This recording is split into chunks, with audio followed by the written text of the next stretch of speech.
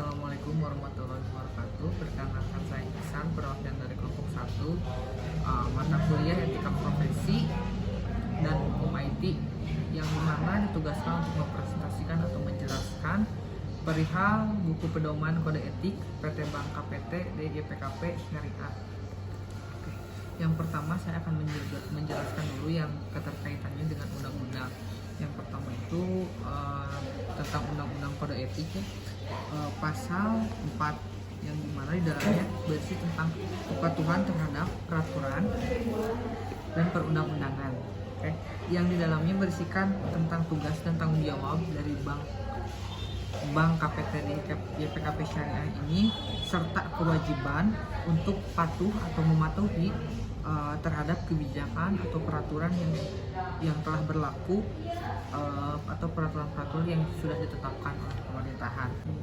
Untuk pasal 5 yaitu tentang benturan kepentingan, yang di dalam pelaksanaan atau tugas PT Bank Syariah atau PT Bank KPT DYPKP Syariah ini sebaiknya memisahkan antara kepentingan pribadi dan juga kepentingan bank. Hal tersebut diharuskan atau diwajibkan dikarenakan untuk menghindari yang namanya benturan kepentingan yang di antara lain seperti tentang kepemilikan bisnis, kedua itu seperti tentang penerimaan hadiah atau imbalan, yang ketiga itu tentang hiburan, yang keempat itu tentang bekerja di luar bank.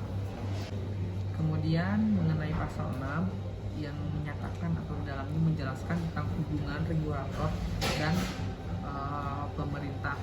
Suatu perusahaan senantiasa atau perusahaan kita senantiasa berkomitmen untuk membina hubungan baik dengan regulator dan juga pemerintah, serta menjaga profesionalisme dan independen, serta menyediakan informasi sesuai dengan peraturan, undang-undang, dan prinsip transparansi dan wajar dalam membina hubungan dan dengan regulator dan kepemerintahan. Kemudian seluruh jajaran bank atau perangkat-perangkat yang terkait tidak memberikan janji dan memfasilitasi dari regulator atau pemerintah tersebut dengan tujuan untuk merubah atau mempengaruhi keputusan atau kebijakan yang akan dibuat. Kemudian yang berkaitan dengan pasal 7 menyatakan tentang hubungan dengan pelaku bisnis, yang dimana di dalamnya perusahaan kita atau bank kita berkomitmen untuk menjunjung tinggi kejujuran, transparansi, dan saling menghargai dalam membina hubungan dengan pelaku bisnis atas dasar prinsip yang saling menguntungkan, baik hubungan dengan nasabah, vendor, ataupun investor harus terjalin dengan baik. Kemudian saya akan menjelaskan tentang pasal 8 yaitu mengenai hubungan masyarakat dan lingkungan, yang dimana bank kita berkomitmen untuk berusaha menyalurkan dana dalam rangka mendukung pembangunan nasional serta keuangan. Yang kedua, bank kita berkomitmen untuk memberikan kontribusi yang bertujuan untuk mensejahterakan atau kesejahteraan masyarakat yang ada di sekitar lingkungan perusahaan. Yang ketiga, pelaksanaan efisiensi sumber daya, yang dimana di dalamnya berfungsi untuk menjaga suatu kelestarian lingkungan. Kemudian saya akan menjelaskan mengenai pasal 9. Pasal 9 ini berkaitan dengan hubungan internal bank.